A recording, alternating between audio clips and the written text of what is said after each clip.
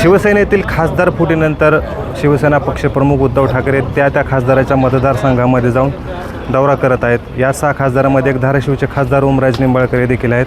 याच पार्श्वभूमीवर आज उद्धव ठाकरे यांचे धाराशिवमध्ये कार्यकर्त्यासोबत मेळावा होणार आहे. याच पार्श्वभूमीवर बोलण्यासाठी आपल्यासोबत ठाकरे सेनेचे आमदार कैलास पाटील आहेत. आपण त्यांच्याकडून जाणून घेऊया. दादा, एकंदरीत काय तयारी झाली, किती लोक येण्याचा अंदाज आहे? या ठिकाणी आपण अपेक्षा जेवढी केली होती किंवा दोन्ही सभागृहाची जेवढी क्षमता आहे त्यापेक्षाही जास्त संख्येने लोक येतील अशी अपेक्षा आहे. कारण लोकांचा उत्साह बघता, लोकांची इच्छा बघता आपल्या लक्षात दिसून येते की या ठिकाणी खूप मोठ्या प्रमाणात लोक येतील आणि निश्चितच उद्धवजी ठाकरे साहेब काय संदेश देतील, काय मार्गदर्शन करतील हे ऐकण्यासाठी हा जिल्ह्यातील शिवसैनिक उत्सुक आहे, जिल्ह्यातील सर्वसामान्य जनता उत्सुक आहे. त्याचबरोबरीनं हा जिल्हा हा नेहमीच कुठल्या व्यक्तीच्या पाठीशी राहिलेला नसून हा पक्षाच्या विचाराशी पाठीशी राहिलेला जिल्हा आहे. त्यामुळं हिंदू हृदय सम्राट वंदनीय बाळासाहेब ठाकरे, मातोश्री उद्धवजी ठाकरे साहेब, आदित्यजी ठाकरे साहेब यांना मानणारा हा जिल्हा आहे.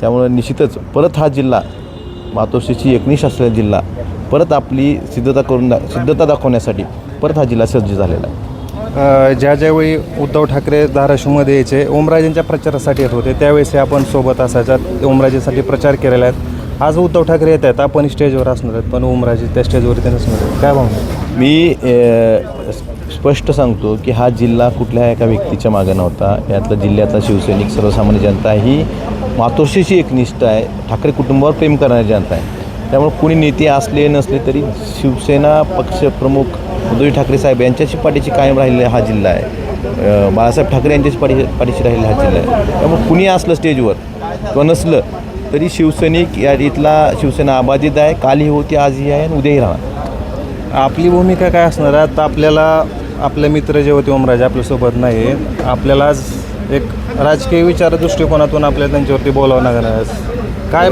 भावना काय आहेत? मी कुणावरही वैयक्तिक टीका करण्याचा माझा स्वभाव नाही, परंतु एक विचार स्वीकारला, आपण एक तत्त्व स्वीकारले की त्या तत्त्वाला, त्या विचाराला बांधील लावून त्या पद्धतीनं काम करणं ही माझी प्राथमिकता राहिलेली आहे. आणि मी उद्धव ठाकरे साहेबांसोबत आहे.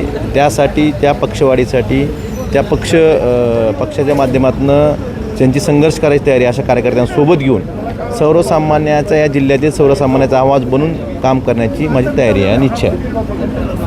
निश्चितच हे होते आमदार कैलास पाटील. धाराशिव जिल्हा कोणा एकाचा नसून सर्व शिवसैनिक जे आहेत ते परत एकदा उद्धव ठाकरेंच्या पाठीशी उभे राहतील आणि मी देखील उद्धव ठाकरेंसोबत कायम राहणार असल्याची भूमिका यावेळी आमदार कैलास पाटील यांनी व्यक्त केलेली आहे. मी वैभव पारवे, LS मराठी, धाराशिव.